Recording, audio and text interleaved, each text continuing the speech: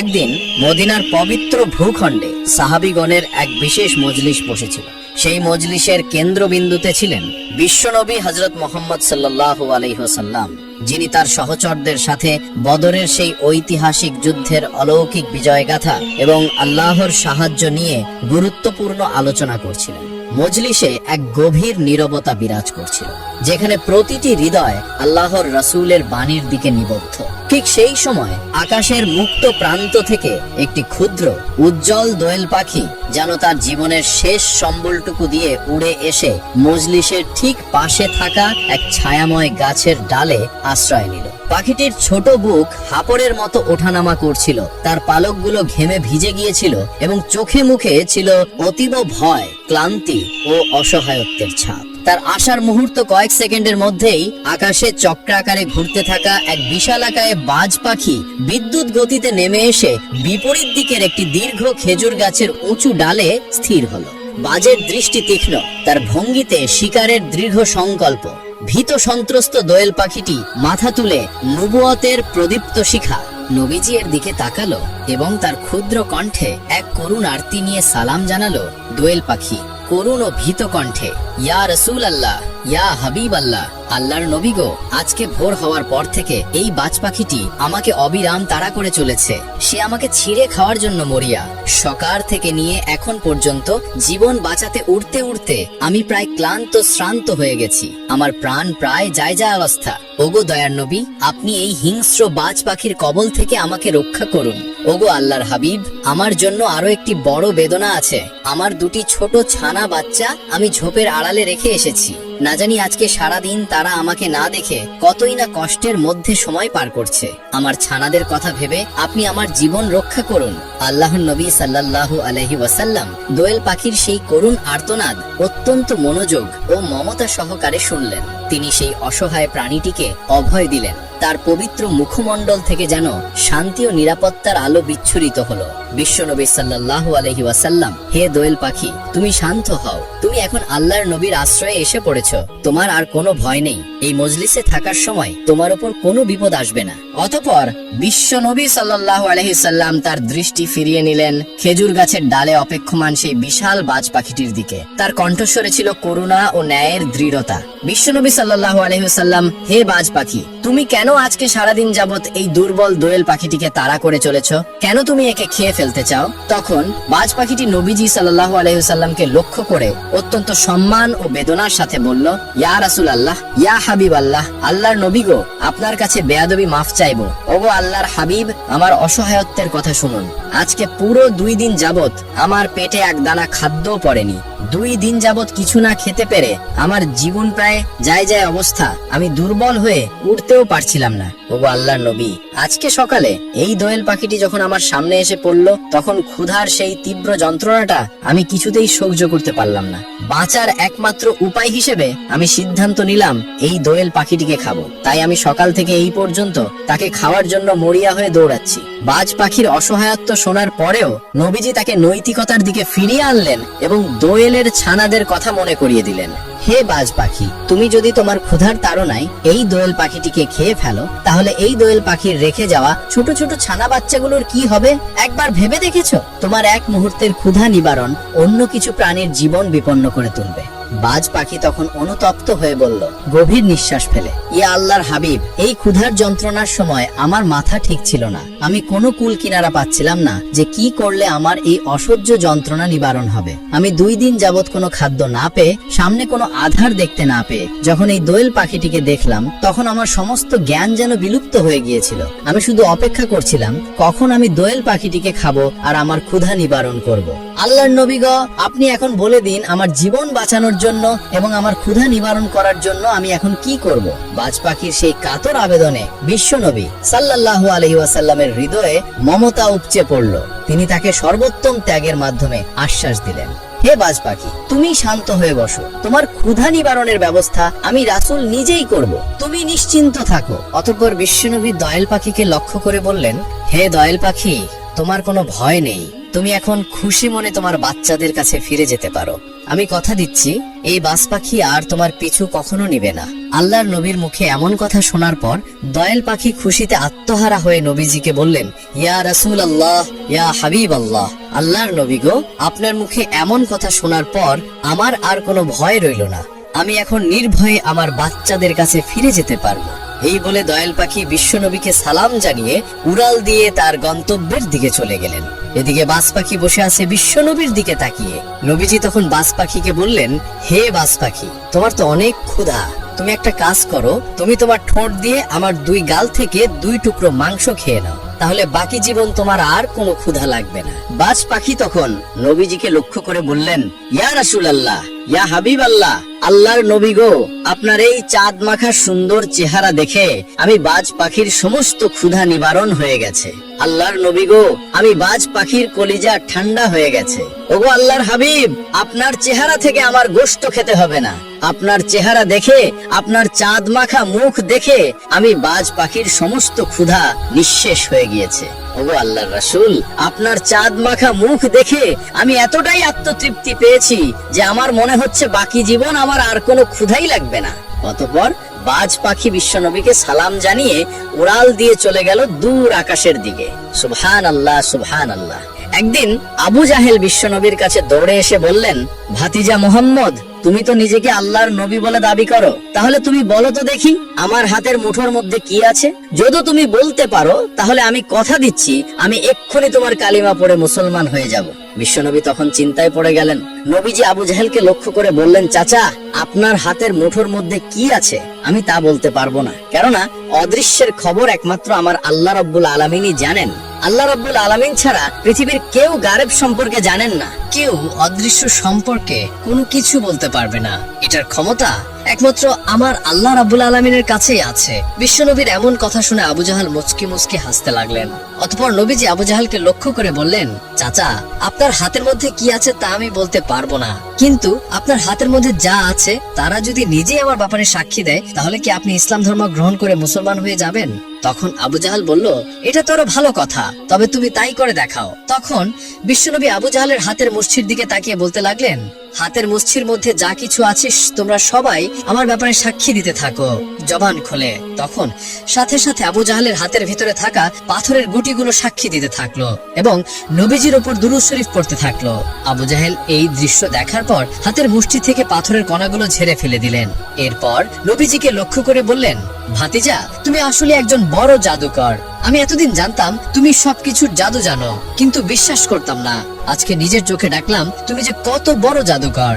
এরপর আবু জাহেল দ্রুত সেই স্থান ছেড়ে চলে গেল। আরো একদিনের ঘটনা, একদা বিশ্বনবী একটি গাছের নিচে দাঁড়িয়েছিলেন।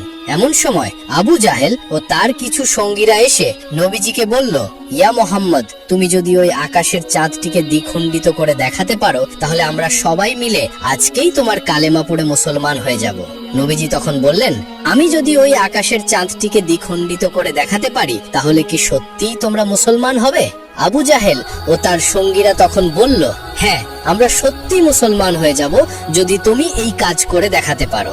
এরপর বিশ্বনবী আল্লাহর কাছে প্রার্থনা করলেন, হে আল্লাহ, তুমি আমার আঙ্গুলের ইশারাতে ওই আকাশের চাঁদটিকে দ্বিখণ্ডিত করে দাও। আল্লাহ রাব্বুল আলামিন নবীজির দোয়া কবুল করে নিলেন। অতঃপর বিশ্বনবী ওই আকাশের চাঁদের দিকে তাকিয়ে হাতের আঙ্গুলের ইশারা করার সাথে সাথে ওই আকাশের চাঁদটি দ্বিখণ্ডিত হয়ে যায়। চাঁদ দ্বিখণ্ডিত হয়ে যাওয়ার পর চাঁদের 2টা টুকরার মাঝখানে এতটাই ফাঁকা ছিল যে মাঝখান দিয়ে হেরা পর্বত দেখা যাচ্ছিল। আর এই দৃশ্যটি আবু জাহেল ও তার সঙ্গীরা খুব ভালোভাবেই লক্ষ্য করছিল। এরপর বিশ্বনবী তাদেরকে কালেমা পড়ে মুসলমান হওয়ার জন্য বললেন। সাথে সাথে আবু জাহেল বলে উঠল, ভাতিজা মুহাম্মদ, এত বড় জাদুকর হয়ে গেছো তুমি, তোমার জাদুর কাছে পৃথিবীর সমস্ত জাদুকররা হার মানবে। আমি আজকে ঘোষণা করলাম পৃথিবীর সবচেয়ে বড় জাদুকর তুমি। তোমার এই জাদুর কাছে সমস্ত জাদুকররা ফেল হয়ে যাবে। আর মুসলমান হওয়ার কথা বলছো? আমরা তো কোনো জাদুকরের হাতে হাত রেখে তার কালেমা পড়ে মুসলমান হতে পারি না। এইসব কথা বলতে বলতে আবু জাহেল ও তার সঙ্গীরা সেই স্থান থেকে প্রস্থান করলো। আসলে আল্লাহ রাব্বুল আলামিন আবু জাহেলের ভাগ্যে মুসলমান হওয়াটা লিখেই রাখেননি।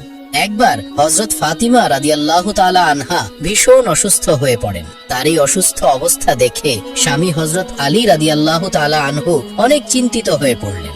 তাই তিনি স্ত্রীর শিয়রে বসে বললেন, হে ফাতিমা, তুমি কখনো আমার নিকট কোনো কিছু চাওনি, এত অভাবের মাঝে থেকেও কখনো কোনো তুমি অভিযোগ করনি। তাই আজ তুমি তোমার এমন একটি ইচ্ছের কথা আমাকে বলো যা আমি পূরণ করতে পারি। স্বামীর কথা শুনে ফাতিমা রাদিয়াল্লাহু তাআলা আনহা বলেন, হে আলী, আজ আমার ভীষণ আনার ফল খেতে ইচ্ছে করছে, আপনি কি আমার জন্য একটি আনার ফল নিয়ে আসতে পারবেন? স্ত্রীর কথা শুনে আলী রাদিয়াল্লাহু তাআলা আনহু বললেন, অবশ্যই আমি আজকে তোমার জন্য একটি আনার ফল নিয়ে আসব। কিন্তু বছরে সে সময়ে আনার ফলের মৌসুম ছিল না, তাই কোনো দোকানেই আনার ফল বিক্রি করা হতো না। তবুও আলী রাদিয়াল্লাহু তাআলা আনহু তার প্রিয়তম স্ত্রীর কাছে আনার ফল নিয়ে আসার প্রতীক্ষা করেন। তাই তিনি চিন্তিত মনে ঘর থেকে বের হয়ে আসলেন। তিনি জানতেন এ সময় আনার ফল পাওয়া যায় না। তাই তিনি এক ইহুদি প্রতিবেশীর বাড়ি গেলেন, কেননা সে আনার ফলের ব্যবসা করত। হযরত আলী রাদিয়াল্লাহু তাআলা আনহু তার ইহুদি প্রতিবেশীকে ডেকে বললেন, আপনার ঘরে একটি আনার ফল মজুদ আছে, আপনি কি তা আমাকে দিবেন? আমার স্ত্রী অসুস্থ, তিনি আনার ফল খাওয়ার ইচ্ছা প্রকাশ করেছেন। ইহুদি জবাবে বলল, হে আলী, এখন তো আনার ফলের মৌসুম না, আমি একজন সৎ ব্যবসায়ী, তাই কসম খেয়ে বলতে পারি আমার ঘরে কোনো আনার ফল নেই। কিন্তু হযরত আলী রাদিয়াল্লাহু তাআলা আনহু আরো জোর দিয়ে বললেন, আমি শেষ নবী হযরত মুহাম্মদ সাল্লাল্লাহু আলাইহি ওয়াসাল্লামের জামাতা, আমি সত্য বলছি আপনার গৃহে একটি আনার ফল মজুদ রয়েছে। ইহুদি এবার রেগে গেল এবং বলল, আমার ঘরে আনার কেন? আনারির একটি দানাও নেই। ঠিক সেই সময় ইহুদির স্ত্রী ঘরের পর্দার আড়াল থেকে তাদের সমস্ত ঘটনাই শুনলেন এবং বললেন, হে আমার স্বামী, আমি তওবা করে কালিমা পড়ে মুসলমান হয়ে গেছি, আপনিও কালিমা পড়বেন, কেননা আল্লাহর নবী হযরত মুহাম্মদ সাল্লাল্লাহু আলাইহি ওয়াসাল্লামের জামাতা সত্য বলেছেন, আমাদের ঘরে একটি আনার ফল মজুদ রয়েছে। স্ত্রীর কথা শুনে ইহুদি বিচলিত হয়ে পড়লেন, কারণ তার জানা মতে তাদের ঘরে কোনো আনার ফল ছিল না। ফলে সে তাড়াতাড়ি ঘরে প্রবেশ করে দেখতে পেল যে সেখানে সত্যি একটি আনার ফল আছে। সে আল্লাহ তাআলার অলৌকিকতার দর্শন পেয়ে খুশি হয়ে গেল। ইহুদি তখন আনার ফলটি হযরত আলী রাদিয়াল্লাহু তাআলা আনহুকে দিয়ে দিল এবং তওবা করে কালেমা পাঠ করে মুসলমান হয়ে গেল। ফলে হযরত আলী রাদিয়াল্লাহু তাআলা আনহু আনার ফল নিয়ে নিজ গৃহের উদ্দেশ্যে রওনা দিলেন। পথিমধ্যে তার একজন অনাহারী অন্ধ ভিক্ষুকের সঙ্গে সাক্ষাৎ হলো। সে জোরে জোরে বলছিল, কেউ আছেন যে এই অন্ধকে সাহায্য করতে পারেন? হযরত আলী রাদিয়াল্লাহু তাআলা আনহু বৃদ্ধ লোকটাকে জিজ্ঞাসা করলেন, আপনার কি সাহায্য প্রয়োজন? আমাকে বলুন। ভিক্ষুক বলল, আমি কয়েকদিন ধরে কিছুই খাইনি, আমাকে কিছু খাদ্য দান করো বাবা। হযরত আলী রাদিয়াল্লাহু তাআলা আনহু বললেন, আপনি কি খেতে চান? বৃদ্ধ বলল, বাবা, আমার একটি আনার খেতে ইচ্ছে করছে। কিন্তু হযরত আলী রাদিয়াল্লাহু তাআলা আনহুর কাছে মাত্র একটি আনার ফল ছিল, যা সে তার অসুস্থ স্ত্রীর জন্য নিয়ে যাচ্ছিল। ফলে আলী রাদিয়াল্লাহু তাআলা আনহু এখন কি করবেন বুঝতে পারছিলেন না। সে ধর্ম সংকটে পড়ে গেল, কারণ ক্ষুধার্ত ভিক্ষুককে দান না করলে আল্লাহ তাআলা নারাজ হবেন। আর অন্যদিকে তার স্ত্রী জীবনে এই প্রথম তার কাছে কোনো কিছু খাওয়ার ইচ্ছা প্রকাশ করেছেন, আর সে ওয়াদা করেছে স্ত্রীর ইচ্ছা পূরণ করবে। তাই আনার ফলটি না নিয়ে গেলে স্ত্রীর কাছে করা ওয়াদা ভঙ্গ হবে এবং সে কষ্ট পাবে। কিন্তু শেষ পর্যন্ত হযরত আলী রাদিয়াল্লাহু তাআলা আনহু আল্লাহ তাআলাকে খুশি করার উদ্দেশ্যে আনার ফল ভিক্ষুককে দিয়ে দিলেন। ফলে ভিক্ষুক খুশি হয়ে আল্লাহ তাআলার নিকট শুকরিয়া আদায় করে তার জন্য দোয়া করলেন। হযরত আলী রাদিয়াল্লাহু তাআলা আনহু ম্লান মুখে ঘরে ফিরে এলেন, কিন্তু স্ত্রীর মুখোমুখি কিভাবে হবেন ভেবে পাচ্ছিলেন না। ঠিক তখনই ঘরের ভেতর থেকে আওয়াজ আসলো, হযরত ফাতেমা রাদিয়াল্লাহু তাআলা আনহা বলছেন, হে আলী, আমি তো আপনার নিকট কেবল একটি আনার খাওয়ার ইচ্ছা প্রকাশ করেছি, আর আপনি তো পুরো 10টি আনার পাঠিয়ে দিয়েছেন। ফাতেমার কথা শুনে হযরত আলী রাদিয়াল্লাহু তাআলা আনহু এর চোখে পানি ধরে রাখতে পারলেন না। তিনি খুশিতে কান্না করে দিলেন এবং আল্লাহর কাছে শুকরিয়া আদায় করলেন। এরপর প্রিয়তম স্ত্রীকে ডেকে বললেন, হে ফাতিমা, এই আনার ফল আমি তোমার জন্য পাঠাইনি, এগুলো তো স্বয়ং আল্লাহ তাআলা জান্নাত থেকে তোমার নিকট উপহার হিসেবে পাঠিয়েছেন। অতঃপর তিনি সমস্ত ঘটনা হযরত ফাতিমা রাদিয়াল্লাহু তাআলা আনহা এর নিকট ব্যক্ত করলেন। একদিন মায়ার নবী একটি জঙ্গলের পাশ দিয়ে হেঁটে যাচ্ছিলেন। এই জঙ্গলে বসবাস করত মক্কার বিখ্যাত মুশরিক পালোয়ান, নাম ছিল তার রুকানা। রুকানা দূর থেকে লক্ষ্য করলেন নবীজি এদিক দিয়ে যাচ্ছেন। তখন রুকানা নবীজির কাছে আসলেন এবং নবীজিকে বললেন, আমার ধারণা যদি ভুল না হয়ে থাকে তাহলে তোমার নামই মুহাম্মদ। আমি শুনেছি তুমি নাকি মানুষদেরকে এটা সেটা বুঝিয়ে ইসলাম ধর্মে দীক্ষিত করছো। তুমি নাকি সবাইকে তোমার ইসলাম ধর্মের ছায়ার তলে নিয়ে যাচ্ছ, কালেমা পড়িয়ে তাদেরকে মুসলমান বানিয়ে দিচ্ছ। হে মোহাম্মদ, শোনো, তোমার প্রতি যদি এই মুহূর্তে আমার করুণা না থাকতো তাহলে আমি তোমাকে এই মুহূর্তে শেষ করে দিতাম। তবে যাই হোক, তুমি আমার সাথে কুস্তি লড়তে এসো, তাহলে দেখবো তোমার আল্লাহর বেশি ক্ষমতা আছে না আমার দেবতার বেশি ক্ষমতা। বিশ্বনবী তখন রুকানাকে লক্ষ্য করে বললেন, হে রুকানা, আমি আল্লাহ রাব্বুল আলামিনের প্রেরিত রাসূল। আল্লাহ রাব্বুল আলামিন আমাকে দুনিয়াতে পাঠিয়েছেন মানুষদেরকে হেদায়েত করার জন্য এবং মানুষদেরকে সঠিক পথ দেখানোর জন্য। ইসলাম ধর্ম হলো সর্বশ্রেষ্ঠ ধর্ম। এই ধর্মে যারা আসবে, যারা কালিমা পড়ে মুসলমান হয়ে ইসলামের ছায়ার তলে বসবাস করবে, তারা ইহকাল এবং পরকাল উভয় জাহানের সুখে শান্তিতে বসবাস করতে পারবে। রুকানা, শোনো, তুমি যে কুস্তি লড়ার কথা বলেছ, আমি তোমার সাথে কুস্তি লড়তে সব সময় প্রস্তুত আছি। বিশ্ব নবীর এমন কথা শুনে পালোয়ান রুকানা তো হতভাগ হয়ে গেলেন। রুকানা তখন নবীজিকে বললেন, হে মোহাম্মদ, তুমি কি জানো তুমি কি বলছো? তোমার কথা শুনে আমি অবাক না হয়ে পারছি না। মক্কার এমন কোনো পালোয়ান নেই, এমন কোনো কুস্তিগির নেই যাদেরকে আমি পরাজিত করিনি। কেউ আমার সাথে কুস্তিতে লড়ে জিততে পারেনি। এখন তো কেউ আমার ভয়ে আমার সাথে কুস্তিতে লড়তেই চায় না, আর তুমি কিনা বলছো আমার সাথে কুস্তিতে লড়বে? আচ্ছা ঠিক আছে, তাহলে এখনই কুস্তি হয়ে যাক, দেখি তোমার বাহুতে কত শক্তি আছে। বিশ্বনবী তখন বললেন, রুকানা, তুমি চাইলে এক্ষুনি কুস্তিতে লড়তে পারো, আমি প্রস্তুত আছি। তারপর রুকানা নবীজিকে বললেন, ঠিক আছে, আমি এক্ষুনি তোমার সাথে কুস্তিতে লড়তে চাই। শুরু হয়ে গেল কুস্তি। বিশ্বনবী প্রথম ধাক্কা দিতেই রুকানা চিত হয়ে মাটিতে পড়ে গেল। এরপর বিশ্বনবী তার পা দিয়ে রুকানার বুকের উপর চেপে ধরলেন। রুকানা নিচ থেকে তখন বললেন, হে মোহাম্মদ, আমার বুকের উপর থেকে পাটা সরাও, মনে হচ্ছে আমার বুকের উপর কোনো পাথর চাপা দেওয়া হয়েছে। এরপর বিশ্বনবী রুকানার বুকের উপর থেকে পাটা সরিয়ে নিলেন। রুকানা নিচ থেকে উঠে তারপর নবীজিকে বললেন, হে মোহাম্মদ, মনে হয় এবার আমার দেবতা আমার দিকে খেয়াল করেনি, আমি আরেকবার তোমার সাথে কুস্তি লড়তে চাই। বিশ্বনবী এবারও রাজি হয়ে গেলেন। শুরু হলো দ্বিতীয়বারের মতো কুস্তি। এবারও নবীজি প্রথম ধাক্কা দিতেই পালোয়ান রোকানা আবারও চিত হয়ে মাটিতে পড়ে গেল। রোকানা তখন আবারও বলতে লাগলেন, হে মোহাম্মদ, আমার মনে হচ্ছে আজকে আমার দেবতা আমার দিকে ভালোভাবে খেয়াল করছে না। তোমার আল্লাহ তোমাকে সাহায্য করছে, আর আমার মনে হচ্ছে আমার দেবতা আমাকে পুরোপুরি সাহায্য করছে না। তুমি একটা কাজ করো, শেষবারের মতো আমাকে আবারও কুস্তি লড়ার সুযোগ দাও। এই বলে রোকানা আবার নিচ থেকে দাঁড়িয়ে গেল।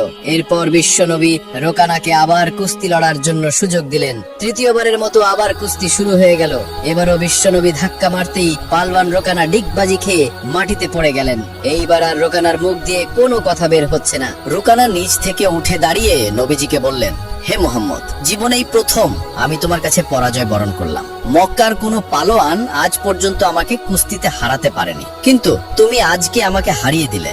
নিশ্চয়ই তোমার আল্লাহ তোমাকে সাহায্য করেছেন। হে মোহাম্মদ, আমার এখানে অনেক গরু, ছাগল, ভেড়া রয়েছে, তোমার যতগুলো ইচ্ছে এখান থেকে নিয়ে যাও।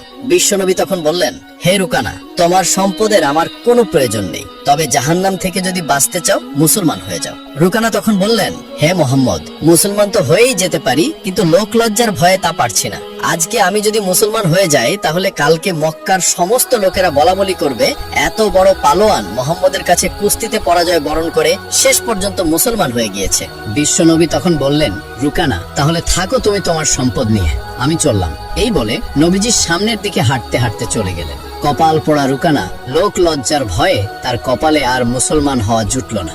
একদিন বিশ্বনবী কোনো এক জিহাদের ময়দান থেকে বাড়ি ফিরছিলেন। পথিমধ্যে নবীজির ক্লান্তি চলে আসলে তিনি একটি গাছের নিচে গিয়ে বসেন এবং তার তলোয়ারটা পাশে রেখে বিশ্রাম নেওয়ার জন্য গাছের নিচে ঘুমিয়ে পড়লেন। ঠিক এমন সময় একজন কাফের দৌড়ে নবীজির কাছে এসে তার তলোয়ারটি হাতে নিয়ে বললেন, হে মোহাম্মদ, এখন আমার হাত থেকে তোমাকে কে বাঁচাবে? নবীজি তখন ঘুম থেকে জাগ্রত হয়ে সেই কাফেরকে বললেন, আমাকে যে আল্লাহ দুনিয়াতে পাঠিয়েছেন সে আল্লাহই আমাকে বাঁচাবেন। তখন কাফের লোকটি জবাব দিল, কোন সম্মানিত লোকের হাতে যদি আমার মরণ হয় তাহলে আমি আমার জীবনটাকে সার্থক মনে করব।